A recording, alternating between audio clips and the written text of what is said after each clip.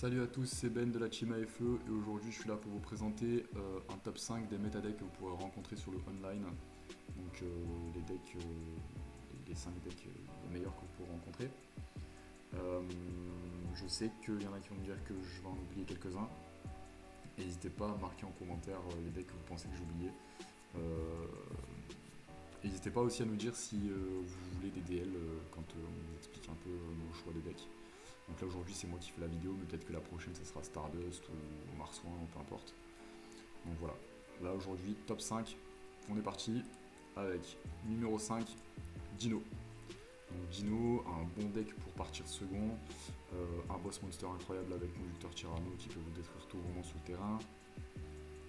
Euh, un deck qui va jouer de très bonnes cartes pour partir second avec Pancraceratops, avec Violent Orage, avec à force égale, avec poids d'extravagance surtout, parce que c'est un deck qui n'a pas forcément besoin tout le temps d'extra deck.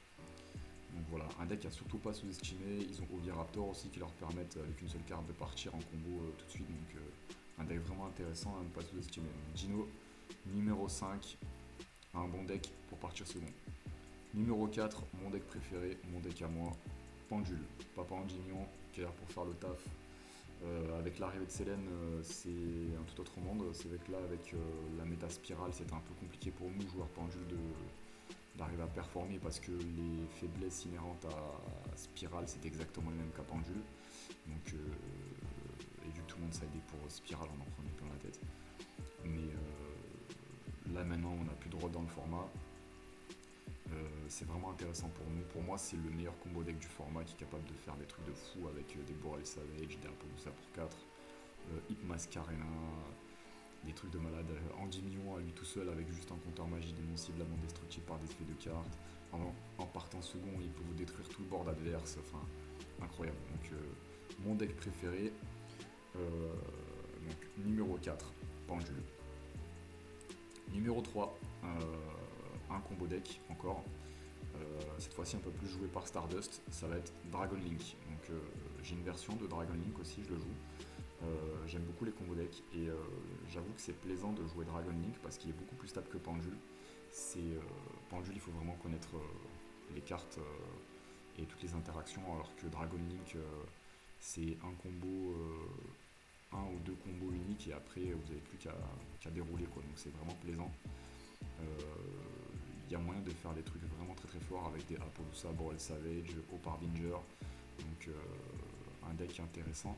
Il faut juste faire attention à une chose, le Dragon Quad Borel en français, la description en fait il est marqué que c'est une fois qu'on déclenche l'effet, on peut invoquer des monstres de minimum Link 2. Ce qui veut dire en fait qu'une fois qu'on a déclenché l'effet de Dragon Quad Borel, on est bloqué sur des monstres de Link 2 ou moins. Donc on peut pas avoir Abomination désenchaînée et finir sur le même terrain que le vainqueur de l'UDS, donc Shumping. Donc faites attention à ça si vous comptez faire des tournois en réel après le déconfinement, parce que ça fonctionne pas. Je sais que je me suis fait attraper par un juge avec ça. Donc voilà, faites attention à ça. Donc Dragon Link numéro 3. Numéro 2, un deck contrôle que j'aime beaucoup. Salamangrande, donc Salamangrande qui est beaucoup joué par Marsouin, un deck incroyable, honnêtement, un deck qui peut tout faire, qui peut partir premier comme deuxième, qui se débrouille un peu mieux en partant premier, deux cartes pièges incroyables avec Urgissement et Rage, le jeu de récursion, que ça soit dans le cimetière ou avec les effets de monstres, sont vraiment énormes. Une fois que le cimetière il est placé, c'est très compliqué pour l'adversaire de revenir. Un deck est capable de faire des OTK facilement avec le transcode package, c'est-à-dire brouilleur de mise à jour et transcodeur bavard.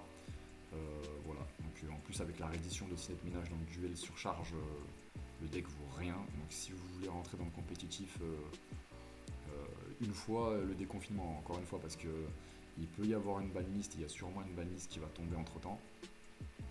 Et possible que le Salam ne survive pas, je ne comprendrai pas pourquoi, mais possible qu'il ne tienne pas. Donc en tout cas, tant que Gazelle est vivante, le deck est jouable. Donc si vous voulez démarrer le compétitif pour pas grand chose, ou en tout cas pour 100 euros ou peut-être moins, c'est un deck idéal. Donc Salam numéro 2 et numéro 1, je pense que vous l'avez vu arriver, hein, Shadow, la version invoquée. Tout simplement parce que, encore une fois, hein, pour les mêmes raisons que Salamandre, la récursion et le jeu avec le cimetière est vraiment incroyable. Ils ont des boss monsters qui sont intéressants parce que Construct elle peut faire péter un monstre spé. Winda, une fois qu'elle est sur le terrain, c'est juste ignoble parce que à la 2200, vous pouvez faire qu'une invocation spéciale et si jamais le mec, vu qu'on joue la version invoquée, dans celle-là, si jamais le mec il a un Alistair dans la main, bah, c'est un monstre à 3200 d'attaque donc vous devez le prendre en compte. C'est très difficile de s'en débarrasser parce qu'elle est indestructible par des effets de cartes. La base invoquée avec le terrain Magical Meltdown ne vous permet pas de répondre à l'activation de cartes fusion, donc c'est très compliqué. Et, super polymérisation en 3 fois, je vous explique pas ce que super polymérisation fait, c'est une carte extrêmement forte dans le format. Donc voilà. Euh, c'est tout pour moi, voilà, c'était une petite vidéo. Une petite vidéo comme ça, confinement, top 5 rapidement. Dites-moi dans les commentaires si ça vous intéresse des decklists. On vous prépare du lourd avec la team, hein. On a enregistré quelques duels, on met en place juste les choses tranquillement, tranquillement. Donc voilà, n'hésitez pas à nous suivre sur les réseaux sociaux et en attendant, prenez soin de vous pendant cette période un peu bizarre et continuez à jouer à Yu-Gi-Oh! Même si je sais que c'est difficile. Allez, prenez soin de vous, ciao ciao.